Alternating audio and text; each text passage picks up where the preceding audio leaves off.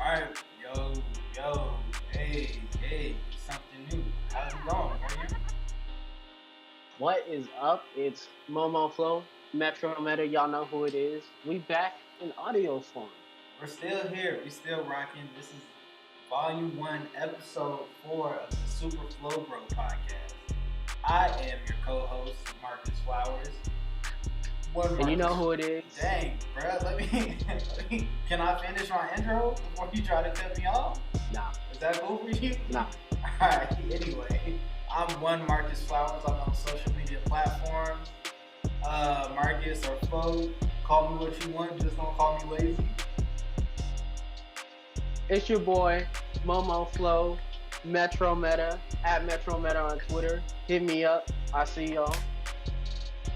Word. And we're just going to jump right into the front porch. So,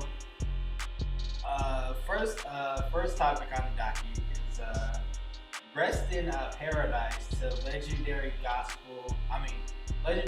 the queen of soul, Aretha Franklin. She was a dynamic woman. She had amazing songs such as Respect, Natural Woman, I Say a Little Prayer. And not only was she an impactful woman when it came to music, she was very active in the civil rights movement as well. She helped pay the bill of Angela Davis when Angela Davis was in jail. And fun fact for you, I don't know if you know this, but our church on 22nd and Humboldt used to keep its doors open 24/7. And so Angela Davis used to sneak in our church at night and sleep in the basement, and then she would leave in the morning. You know, they don't do things. You can't do that. Nah, I miss those days. Nah, but once again, rest in peace to Aretha Franklin. Her influence, A legend. yeah, really, her influence will be long lasting, and we'll still see her. We'll still feel her presence decades from now. So Definitely. yeah. All right. So from something somber into something just confusing. Have you heard about what John Elway said about Colin Kaepernick? No. What did he say? Okay. So basically, John Elway said Colin Kaepernick had the chance to play with the Broncos, but he's not going to let him. He said, let me pull it up. He said Broncos won't consider Colin Kaepernick if a QB is signed. So basically, John Elway said, you know what? And I said this a while ago. Colin had his chance. That's not good. Okay. So basically, he said, you know what? And I said this a while ago. Colin had his chance to be here. We offered him a contract. He didn't take it, Elway said. As I said in my deposition, he's had his chance to be here. He passed it. And you know, Elway gave a deposition in May for Kaepernick's lawyers and Kaepernick's collusion case against the NFL. But it's crazy because Elway left out crucial information. So basically, the Denver Broncos offered Kaepernick a deal at the end of before the 2016 season, before Kaepernick ever kneeled, and it was a sign and trade deal. And the Broncos deal was you sign here, but he would have lost $7 million each season. It was a 2-year contract, and he was getting $14 million from the 49ers. But John Elway offered him $7 million for 2 years, which is like basically robbing, and he wanted Colin to be the starting quarterback. So he basically was not only robbing Colin, it was a slap in the face to his talent at the time. And his statement just further proves how tone deaf John Elway is, or not. I don't want to say tone deaf, but just how disrespected players are in the league. And you would think a person of John Elway's stature, who was a player in the league, would not treat a player like that, but he did. Yeah, I think there's a statement to be made that there's a difference between management and the players, and in the NFL, they're not like thinking about the players anymore. They're thinking about them as more of a resource and not as much as actual employees.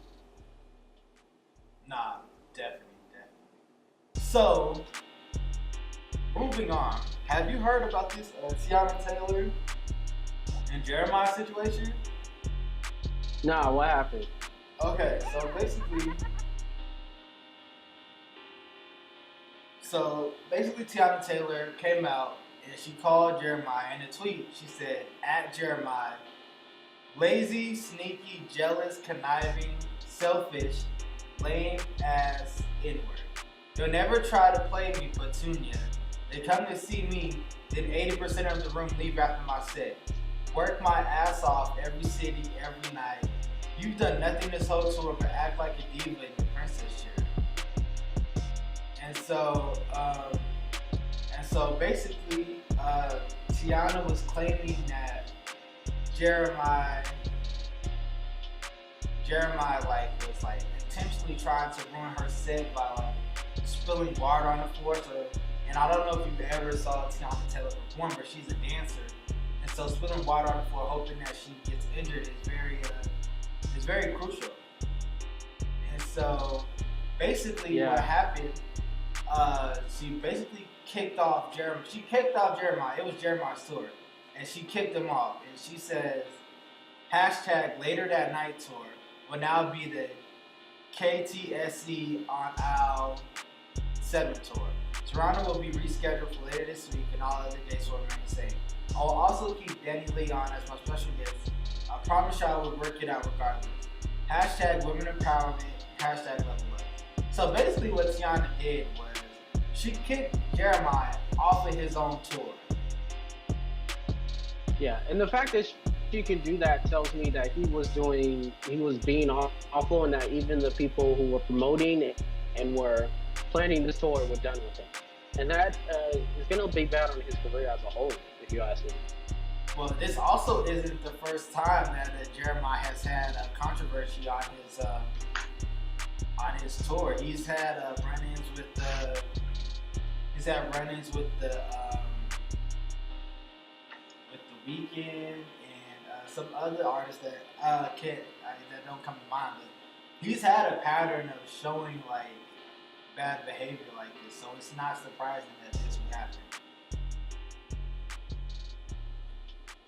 All right, so moving on to the living room.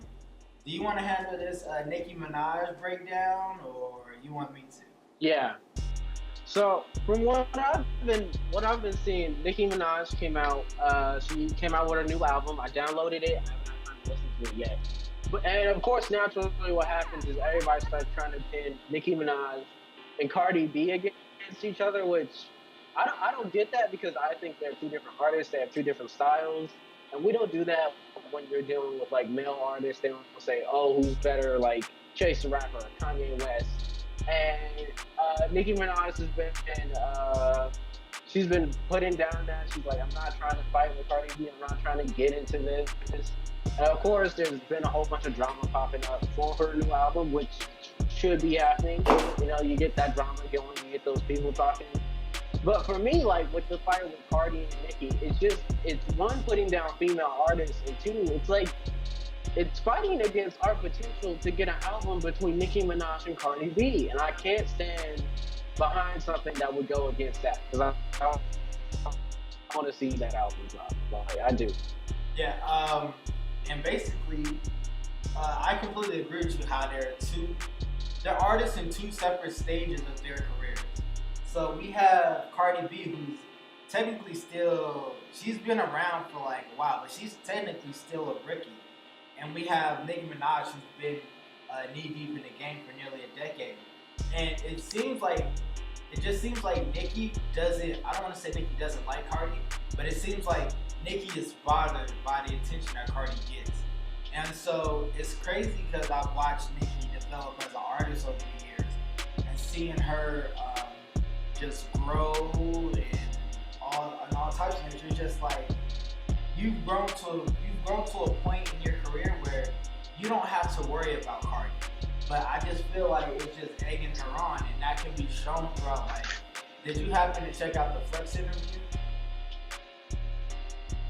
What happened in that? Okay, so in the Funk Flex interview, Nicki basically told Flex that her ex-boyfriend Safari got like hairline surgery. So it's basically surgery to like restore your hairline. And then she also said that she tried to stab him a few times, which is domestic abuse. Like, let's make that perfectly clear. And she also called out different DJs for she called out DJ Self for acting like a groupie and trying to put Cardi down around Nicki, when Nicki really just wasn't feeling him, I guess. And it just further like continued to prove like there's something wrong with Nicki. And I don't know what it is necessarily, but at some point it's gonna come to a boiling point. And I don't know if you saw this because it came across my radar today, but she's attending the VMAs, and Safari, her ex, are attending the VMAs, so there's heightened security is gonna be there. And so I just hope nothing violent happens from this. What I really want, I just want Nicki to get the help that she needs, because Nicki is a polarizing figure, and so just seeing her act like a troll just isn't what I expected her career to be like. It's just like when you've gone bar for bar with people like Kanye West, Rick Ross, Jay-Z, you reach like legendary status, and so it's crazy to see you acting like an up-and-coming rapper who's still trying to build their buzz and their fan base. I would much rather Nicki just focus on the music, because I actually got a chance to listen to her album, and it felt kind of shallow. Like, it didn't feel like it was the real her. It felt like it was the her that the label wanted us to get. Like, there were glimpses of her, but it wasn't her in the full form. Yeah. Anything more? No, that's it. That's pretty much it. What's the next topic? Alright, so have you been following this Omarosa story? I have. I'm loving it. I am loving this. Alright, what are your thoughts on it? So for those of you guys who don't know, Omarosa was on The Apprentice for several years, and she got hired or picked up by Trump to work as an advisor in the White House. And of course, they fired her for different reasons. And she came out this week with her new book, and she came out with this black woman theory that, like, I don't think the Trump White House was like prepared to deal with. She had tapes of her being fired. She had tapes of one of the Trump son's wife trying to hire her for Trump's 2020 election, which showed everybody what Trump's been doing, which is after he fires people, he hires them for the 2020 election so that they like keep silent, so that they don't say anything. And really, Trevor Noah, the comedian, he came out and he was like, I straight up think the White House is up against something they can't face anymore, because Omarosa seems to just outpace and outthink Trump at every like stage. And she does. She seems to just be able to play his game better than anybody else. And she seems more well planned out, to the point to now Trump's like talking about sending people to arrest Omarosa. Like, when you're doing that against somebody who's basically unemployed now, who's just like a random person, it's kind of hilarious to me. And like, Trump's trying to come up with different things to like distract everybody, like, oh,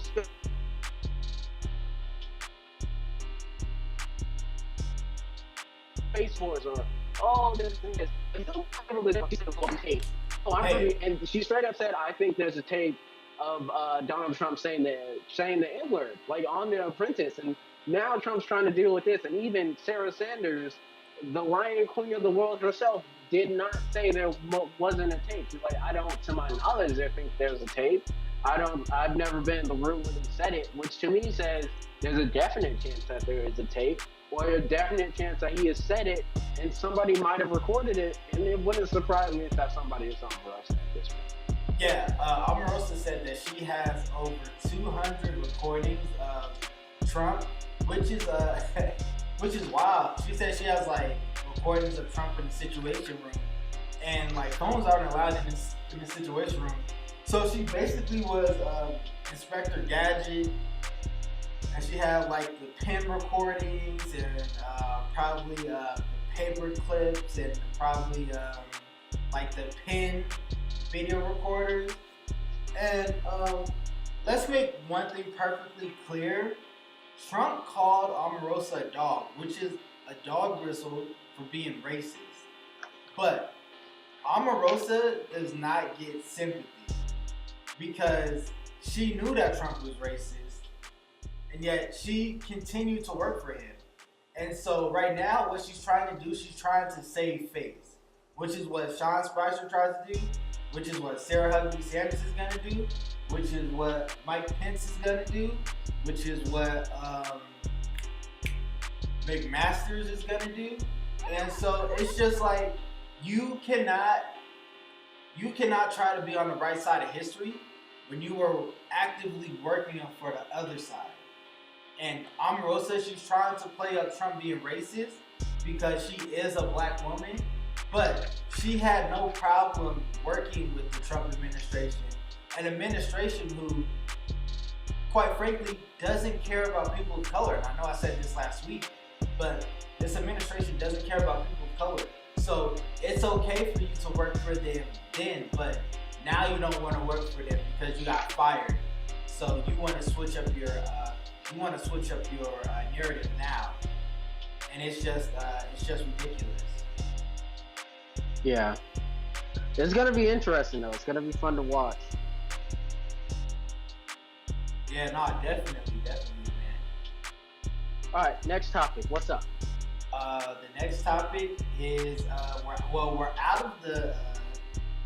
Actually, never mind. We're still in the living room. Have you heard about Chris Jericho cheating on his wife? I have not. Now, I don't follow WWE that much, so what? Like, give people who is Chris Jericho? What has he been doing? So basically, Chris Jericho was caught cheating, and he wasn't just cheating. He was cheating on his wife. And so, the reason why he got caught cheating is because the woman he was cheating with posted the pictures on Instagram. And let me just bring up these pictures real quick.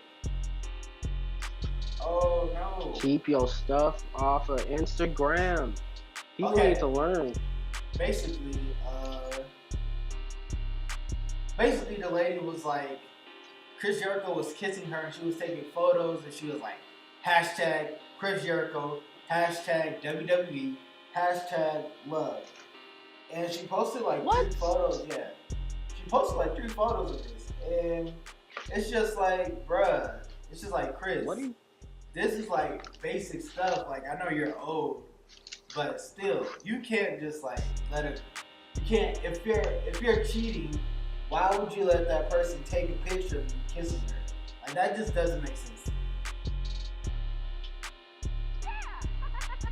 It is, and to me, the fact that she did all of that tells me that she, 1, didn't care about his relationship, and 2, is trying to break up whatever relationship she was in. She was trying to be messy because she knew exactly all the hashtags to put it down, make sure the community sees it. So she definitely was either trying to break up that relationship or ruin him. Either to have him for herself or just because she just wants to let it off. So, welcome to the kitchen. We're going to get it cracking. Have you heard about what Sam Smith said about Michael Jackson? What did this Disney star say? All right, so Sam Smith, he had an amazing album when he was like fresh out. He was fresh out of a breakup, and so he said he was like, he was on the beach, he was chilling. He said, I don't really like Michael Jackson. And the internet, of course, ripped him for that. And so he did mean that he never liked Michael Jackson music. And it's just crazy that he said that because Sam Smith gets a lot of influence from MJ. artists That's his style. He's basically just like a Disney fusion of Michael Jackson, Justin Bieber, and Ed Sheeran. Like that's who he is. And the fact that you're gonna come out and say like somebody who helped pave the road and help make the road for you as an artist, and you say you don't like him, even if you don't like him, you don't say that in public. You don't disrespect the king like that. And it's like wild because I was reading the Twitter thread, I forgot his name, my apologies. He said that if Sam Smith were black, he would not be in the position that he's in today. Just because record labels have a hard time promoting and lifting up black British artists. That's interesting. That's actually very interesting. Yeah, and I thought I can't think of a black British artist. I can't think of one either. But I don't follow their music scene a lot. I mean, I feel like he was right, but Sam Smith was totally wrong about that. Yeah. Alright, and now, have you, I know you're not a big wrestling fan, but have you seen about Dave Meltzer and Peyton Royce? No, what happened? Alright, so Dave Meltzer basically said that WWE star Peyton Royce was cuter when she was in WWE's developmental circuit NXT. And so basically, let me see if the tweets are here. Okay, so Meltzer said, I thought the Iconics had a cool act in NXT. And on the main roster, I don't get a thing out of it. I don't think their promos are particularly good. Their wrestling isn't good. I think Peyton Royce's transformations look more attractive, but I don't know. I don't know what to say, but I don't think that. Then his co-host said that they were more attractive in NXT. Meltzer said, I thought so, yes, to me, yes, I would say so. But that's neither here or there. No one's saying she's unattractive, by the way, anybody. And he said, I know, yeah, I didn't say it at all, but she doesn't stand out to me. She was at NXT, she was a lot lighter.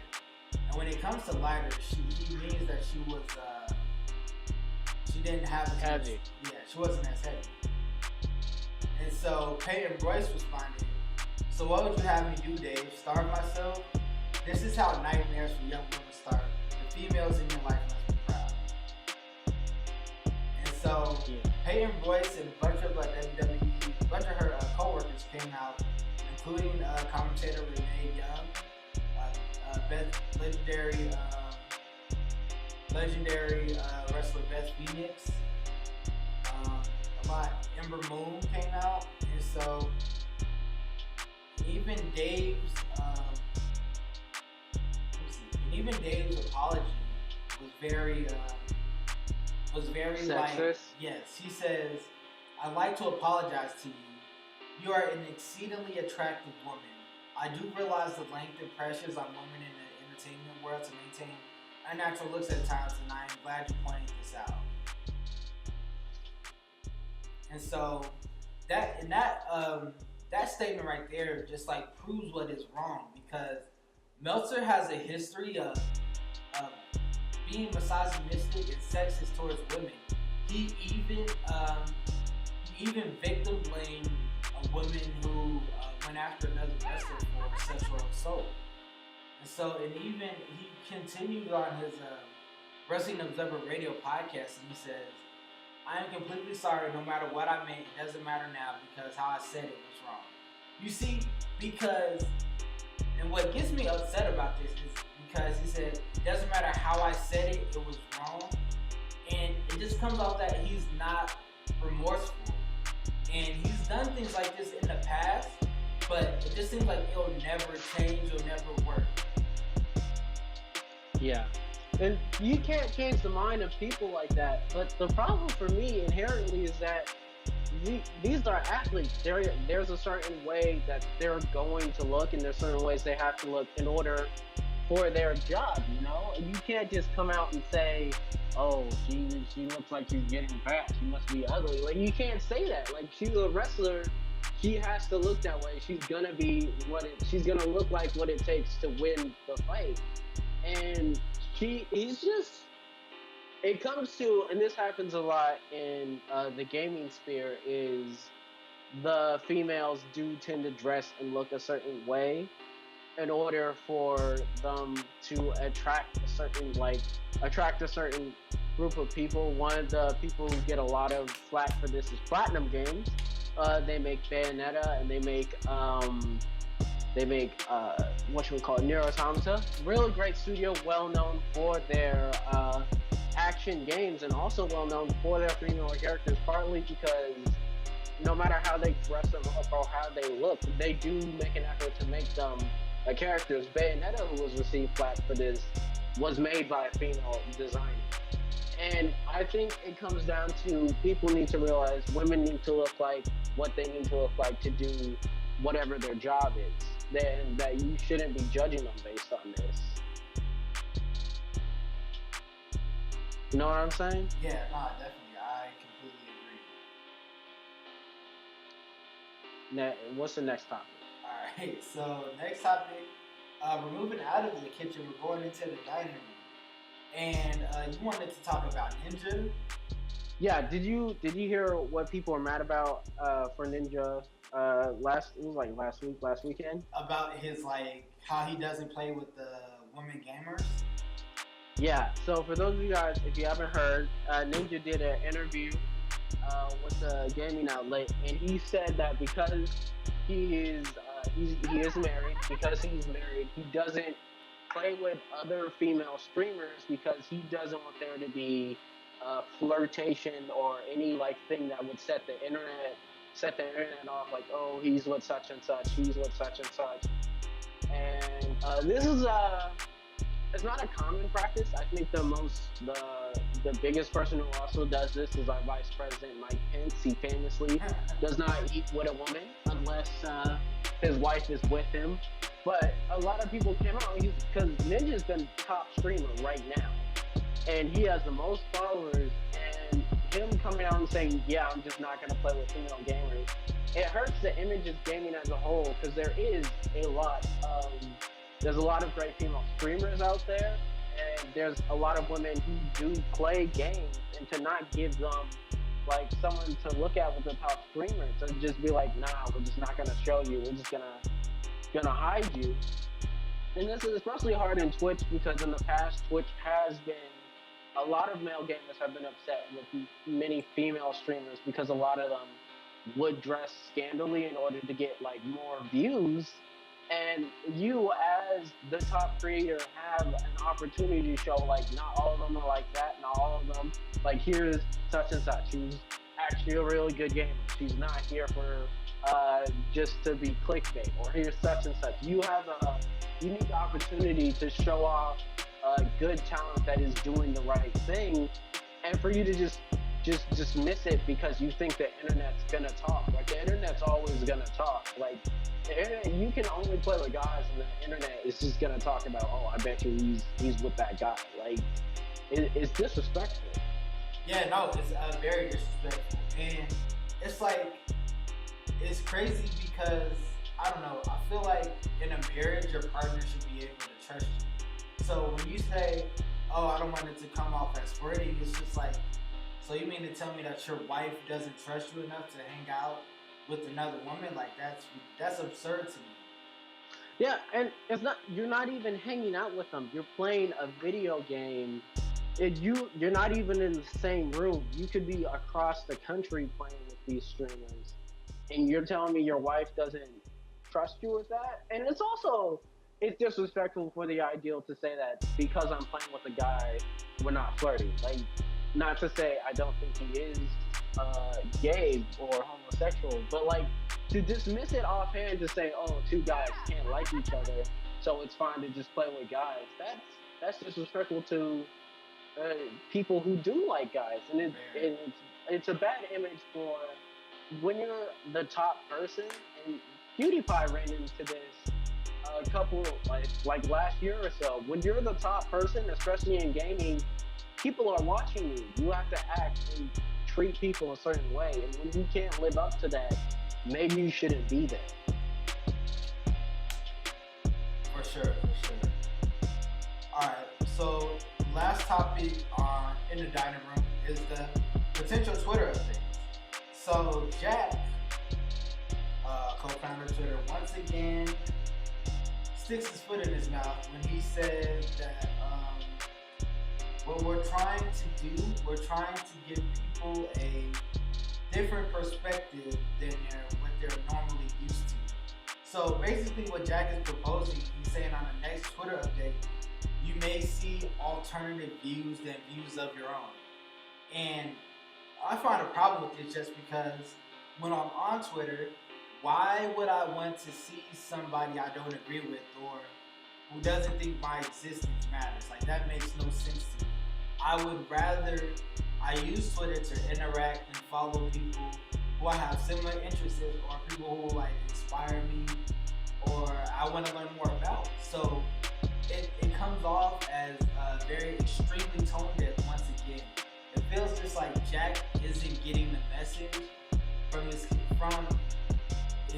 people who use Twitter just because he doesn't care. He doesn't have to care because at the end of the day, he is a white male, and so what happens so his livelihood isn't threatened, and he's fine with that. But he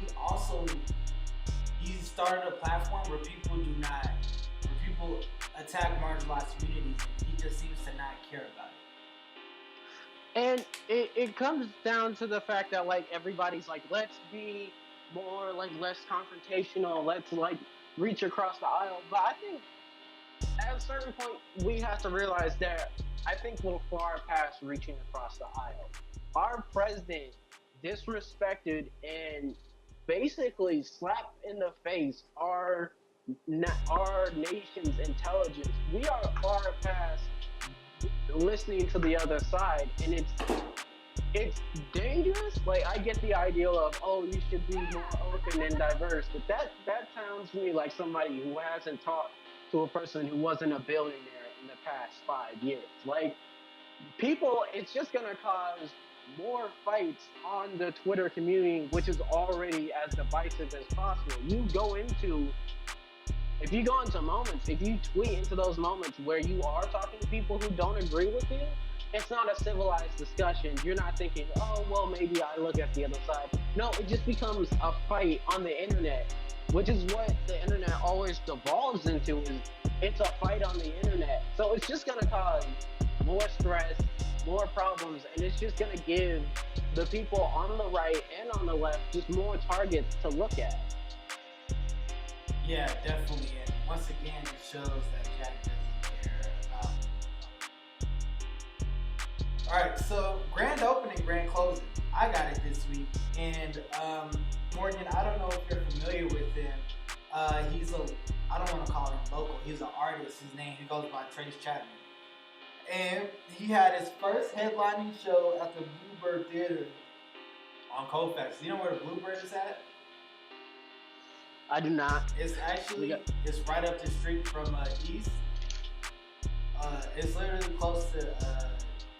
It's like right across. You know where those cleaners are at? The what? That dry cleaner. I think I might know what you're talking about. Okay. Close to the Capitol? Yeah. No. Close to Colorado. Well, oh, so the one that's by the Starbucks? Yeah. Yeah, I know where you're at. Okay, so basically, Trayce Chapman had his first headlining show. It was called Exotic. I don't know if he had a title for it, but it was celebrating his latest project called Exotic Birds. And I've been following Trayce Chapman's career for years, since the Contraband series, from the Contraband to Ism to Exotic Birds. It's been a beautiful process, and to see, and it was hosted by the Mimosas After One crew. Shout out to Charles, Hex Kitten, Jay Soley, and that podcast crew. And it was all produced by Rue Black. Shout out to Rue Black. And it was just an incredible show from start to finish. All the openers were lit. We had Two Roddy, who was from Cheyenne, Wyoming. He killed it. Connor Ray was amazing. We even had I forgot old boy's name, but he had like a Raiden look. And like, only thing I didn't like about that, I was like, man, my GOAT Young Thug already did that. So you look like the discount version of him. But his music was pretty dope. I can't remember his name. And also, I don't get like, so in just like my field of like media and journalism and stuff like that, I've come across like politicians and athletes and everything in between. But this was probably like the first time I ever got starstruck. So Trayce Chapman, he has a song, the songstress called She Goes by the name of Yazzie. And Yazzie is just like, I was like completely starstruck because I've been following her for years as well. And to just like hear her voice live was just like amazing. It was incredible. And I was like, this was probably like the first time I was just like, oh my god, that's Yazzie. I could be saying Yazzie, I could say her name wrong. My apologies. But I was just like, yo, she's dope. I feel like she's gonna be up next. And you know, we had Trev Rich and AP. They did their song with the Trayce, and at the end, Trev Rich like, yo, this your time. And it was a real passing of the torch moment when it comes to like Colorado hip hop artists in Denver, because Trev has been holding it down for so long. He's been by himself. So just seeing that, seeing like that passing of the torch was just it just felt like an incredible feeling. It's well deserved, well earned. So yeah, once again, congratulations to Trayce Chapman. Shout out to his whole crew, Bro Fam and all of them. Yeah, but that's about it. You got anything else? No, I say we're done. Yep. Make sure once again. Oh, we have the first episode of the Fantastic Flow podcast, which is Everything Fantastic 4, has dropped. Well, it'll be about 3 days when this releases, but it's dropped in our YouTube and on our podcast platform. It is there. Once again, make sure you are following us on all of our social media platforms. Follow me on Instagram and Twitter at OneMarcusFlowers. Follow 26th and Glencoe on Facebook, Twitter, Instagram. Follow us on Facebook, 26th and Glencoe Media. Instagram, 26th and Glencoe. And on Twitter at 26th and G. Alright. You know where to find me at. Twitter at Metro Meta. Hit me up. Alright. Metro Meta 2648. Alright, but yeah, that was it. That was Volume 1, Episode 4 of the Super Flow Bro podcast. Once again, we thank you guys for listening. And if you haven't already, make sure you like, subscribe, comment, give us feedback, what you like, what you don't like, what we can improve on. And that's it. Peace.